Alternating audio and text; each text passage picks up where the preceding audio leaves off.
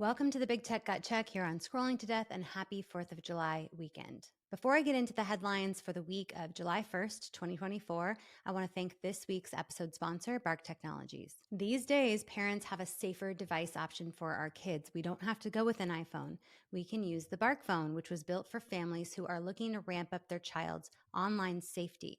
It has parental controls built into it and allows us to manage their entire online experience super safely. More about Bark in the episode notes, but let's get into this week's updates. First up, another predator has been arrested for sextorting minors on Snapchat.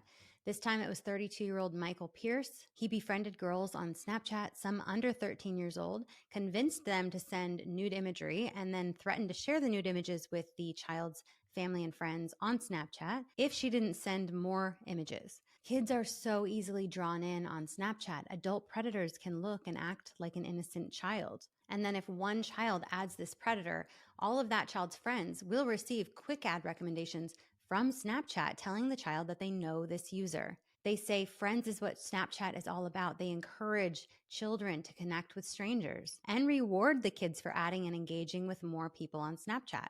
I hate to break it to you, but Snapchat is a scary place for kids, and I encourage parents to restrict Snapchat access if possible. But if you decide to allow access for your child to Snapchat, know that you won't be able to monitor all their activity since the snaps disappear. And Snapchat also has an encrypted data vault called My Eyes Only, where they can hide even more messages, photos, and videos. If you are monitoring your child's Snapchat, don't forget to check the For You feed, which is hard to find. You need to click the little play button on the bottom right, and you'll see a feed of snaps from anyone on Snapchat, whether your child is connected or not. Also, be sure that your child has disconnected or disallowed Snap Map so that they're not constantly live streaming their exact location, your home, their school. I have a super detailed episode dropping tomorrow, Saturday, July 6th, about Snapchat. I bring in attorney Laura Marquez Garrett, and if you are at all concerned about Snapchat, or if your child is on Snapchat, please give that a listen. Moving on. Last week, there was a festival called Aspen Ideas, and this event brings together some of the world's most active and engaged thinkers to share ideas. One of these thinkers is attorney Laura Marquez Garrett, who I just mentioned. I've interviewed her many times, and she's an expert in this space. So Laura was part of a discussion called Teens and Screens, the Unabating Scourge of Social Media. Laura and her law firm, the Social Media Victims Law Center, represent over 2,000 families who have been harmed by social media, many of which lost a child.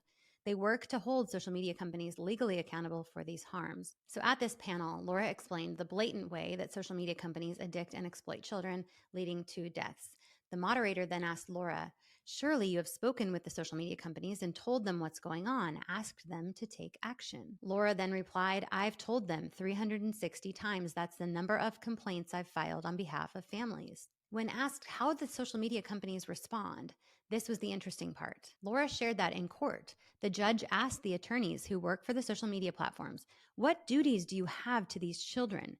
What duty do you have to design your platforms in a safe way?" The social media platforms attorneys stated, "No such duty exists under the law." Laura followed up with, quote, "In many instances, these companies are killing children and they know it, and they do nothing." So I think it's important for parents to truly understand this. The companies that create social media platforms not only disregard our children, they intentionally harm them to make money. They're allowed to do this and they know it. There's no clarifiers here. It's that plain. So what is the answer for us parents to protect our children? It's legislation, it's lawsuits, and it's parents speaking up. So let's talk about legislation. A bill that would protect kids online, appropriately named the Kids Online Safety Act, was introduced 2 years ago. It has 70 bipartisan co-sponsors in the Senate, meaning that if it gets proposed for a vote, it will pass. But for some reason, it has stalled. Many supporters of the bill this week are pointing the finger at Senate Majority Leader Chuck Schumer of New York and objectors like Senator Rand Paul for the holdup. Did big tech's lobbyists get to these senators and convince them to stall the bill? Maybe. Big tech is spending millions every quarter lobbying against bills like KOSA. They actually spent a combined $28 million just in the first 3 months of this year, and some of that money can go directly to the campaigns of these senators and elected officials. Big tech also funds articles that speak against KOSA and distribute them in the news. But there's literally no reason why KOSA shouldn't pass at this point.